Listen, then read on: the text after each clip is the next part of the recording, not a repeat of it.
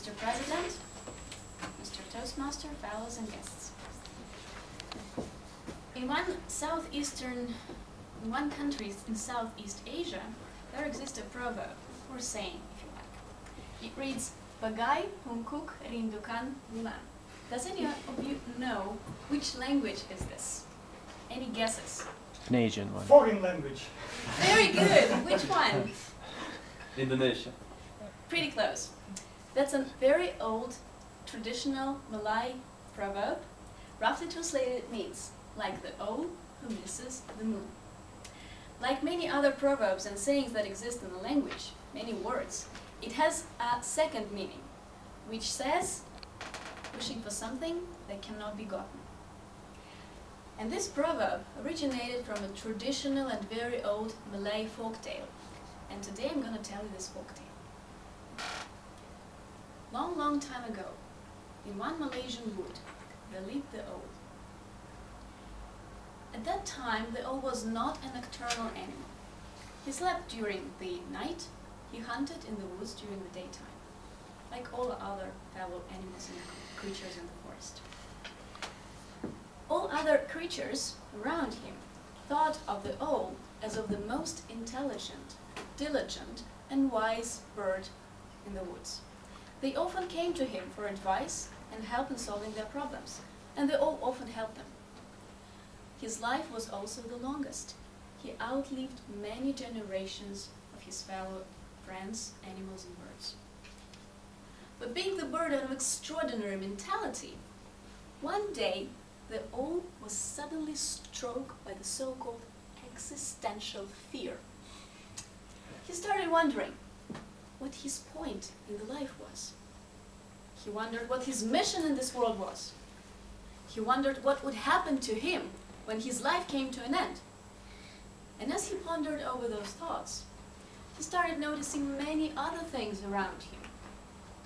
He noticed that in winter, the nature dies, and in spring it revives again, and the next winter it dies again. He also noticed that his fellow creatures gave birth to their children, they grew up and then died of dangers, hunger, and old age. And all these sad reflections, he finally turned to the worse and resolved that there was no point in his existence. The owl's soul was broken. He no longer had the energy to do anything. He could no longer sleep at night pretty well. He could no longer hunt in the forest at the daytime. He actually lost the strive for life. He refused to lend his diligence and intelligence to his friends in the forest, and they felt very sadly. One day, one night, the owl couldn't sleep at all. So he decided to get high on the top branch of his home tree to lament and cry on his utterly meaningless existence. He sat there and cried, "Oh God, what is in this life for me? What is my day like? In the morning, I wake up, I fly into the forest, I hunt for mice. At dusk, I come back to my home tree and fall asleep. And the next morning, I do the same process again and again. Is my life just a meaningless cycle?" With these words, he looked up in the night dark sky, and he suddenly started. He saw it. He saw the moon, the big, round, shining, utterly luminescent moon shining in the darkness space with the glittering stars around it. That was the moment. At this moment, the owl realized how beautiful this moon was. He could never understand how come he could never see such a beauty before. He cried, "Yes! Here it is! Here I found my purpose in life. It is the moon! I shall go and catch it and make it my own. Let it be my purpose from now on."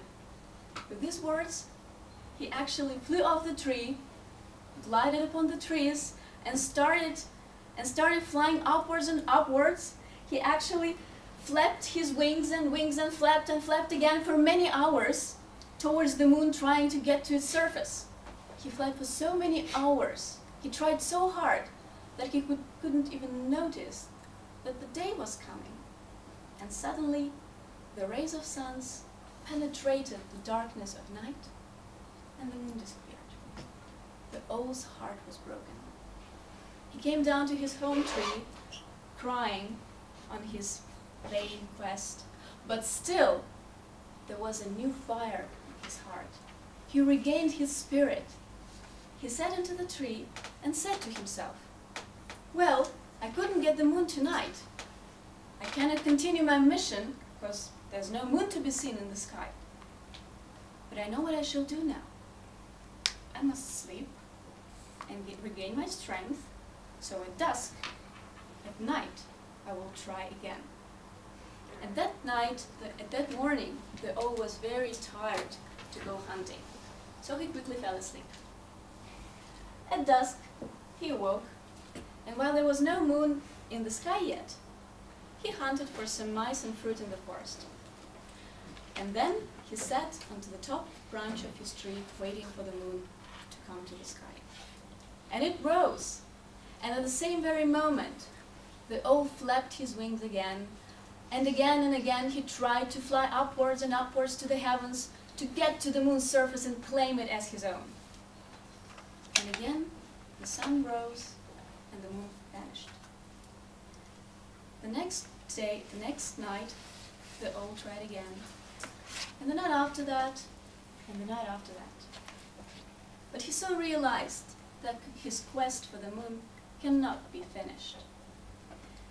So he gave it up, but however, his love for the moon burned in his once broken soul for more and more.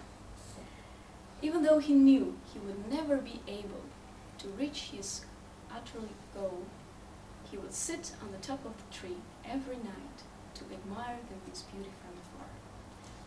So up to these days, the owl sleeps during the daytime to be awakened at night, to do the hunting, and then sit on the tree and look at the moon. And when we hear the moon, when we hear the owl saying "hoo hoo hoo hoo," it's just the owl's lamentations and love poems to the moon. Thank you.